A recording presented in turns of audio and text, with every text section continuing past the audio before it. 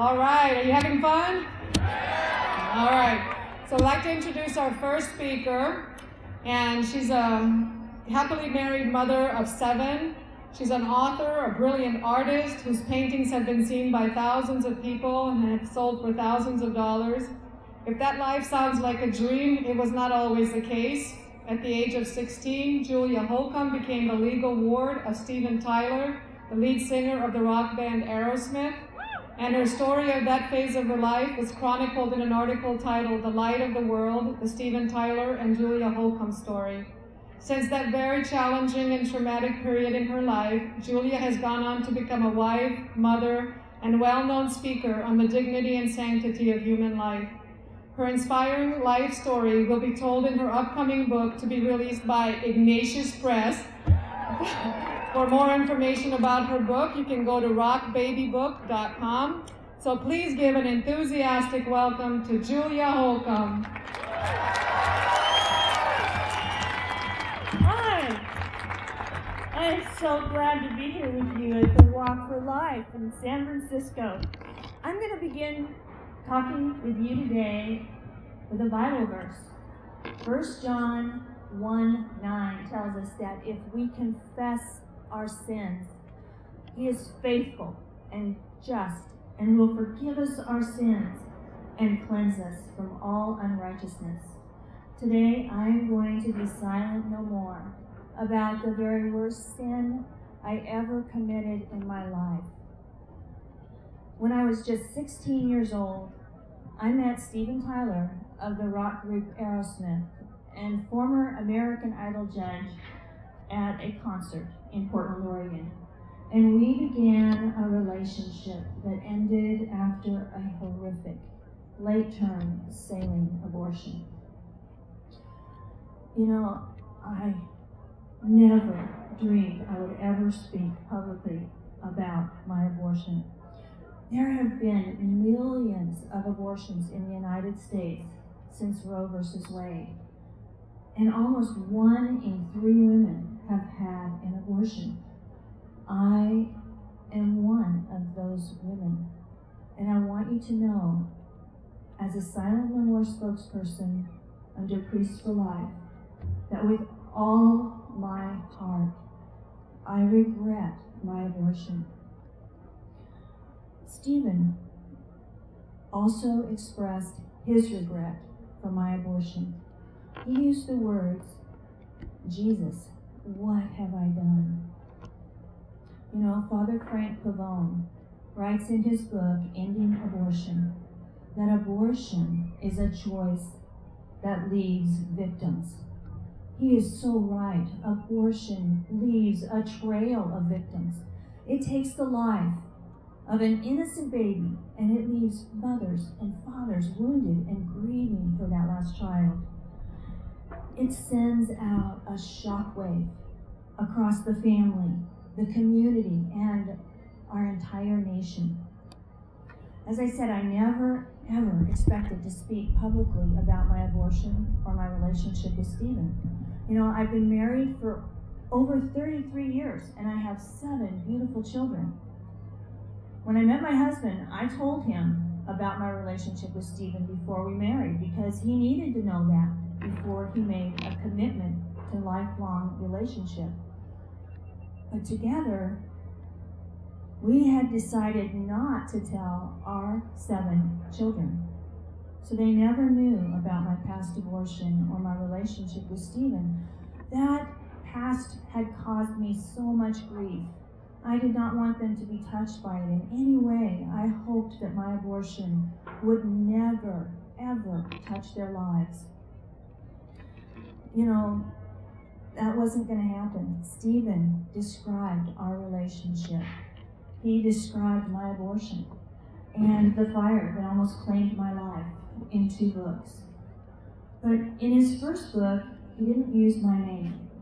And so I could remain silent to protect my children. No one would ever know it was me he was talking about. So I remained silent. But when he became an American Idol judge, he wrote a second memoir, and this time he gave my name. And right before publication, Star Magazine ran a cover story on Stephen.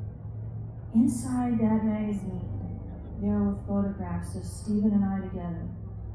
There was a description of my abortion, and they published my name. My oldest son read it on the internet, and my husband got a phone call that went something like this: "Dad, I think there's a picture of Mom in the tabloids. That can't be possible. Is this Mom? And is this true?" I had to give my first Silent No More talk at home in my living room with my 7 children. And I can tell you that we shed a lot of tears that night. It hit them like a shockwave to know that they had a brother that his life ended in an abortion. They'd never see his face alive in this world. And, you know, I had raised our children devout Catholic. They had attended pro-life events. They used to attend on Saturday mornings with our local youth group. They would go and pray the rosary outside Planned Parenthood. And it was really hard to tell them the truth about my abortion. But they were so loving and kind. At that time, one of my kids was a high school senior. He was about 6'2", freckles, red hair, played football. And, you know, he dried the tears from his eyes. And he came over and he threw his arms around me. He just about picked me up. And he said, "Mom, I love you and I forgive you." And I knew at that moment we were going to make it somehow through this ordeal. But one thing I decided that night when I told my kids the truth, when they had gone to Planned Parenthood and they had invited me to go with them and pray outside front and hold a sign, and I had not gone, I was just too sad inside. I still carried so much grief over my abortion that I just couldn't bring myself to go, because I knew that I had had an abortion. And so I had stayed home. But after telling my kids the truth, I made the decision that the next time they went to a pro-life event, their mom was going to be on the pavement with them holding a sign. And boy, I'm here today.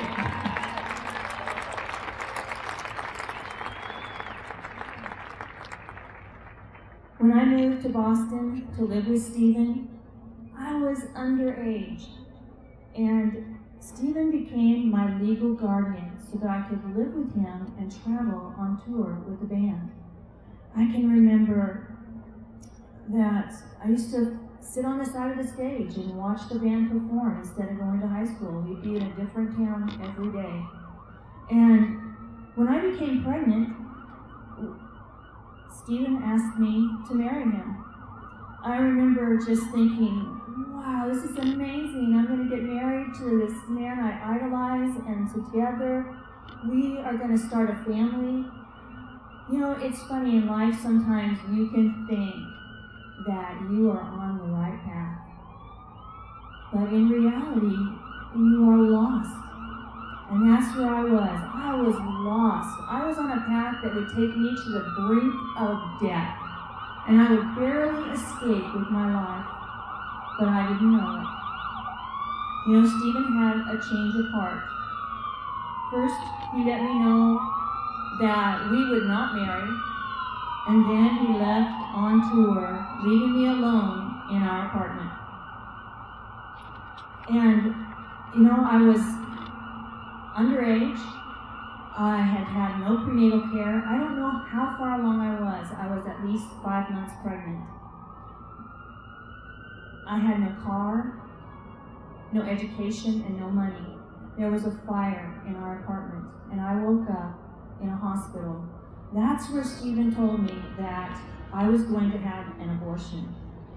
I can remember he had lawyers advising him, and he had a doctor lined up who was going to perform the abortion.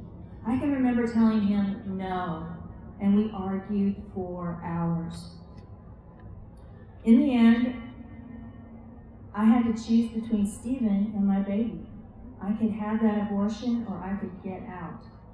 And at that time I was so frightened. I just caved in out of fear and desperation. You know, of the millions of abortions that have happened in the United States since Roe v. Wade, over 60% involve coercion, where women are being, made to choose between their baby and their families. That was the position I was in. I don't know how anyone can say that coercion is a position of strength. For a woman to have to defend her baby's right to be born when she has to defend her right to become a mother. To a woman who has had an abortion, I want you to know there is healing and forgiveness to be had. Sometimes a woman who's post-aborted fears that she's separated herself from God in such a permanent way that there's no pathway back. My Rachel's Vineyard retreat taught me that God's grace is bigger than my worst sin. And today, thank you. Today, I see myself as a guardian and protector of life. And I am on a new path. And that path brought me here today with you. It's a path on a walk for life. Thanks a lot. God bless.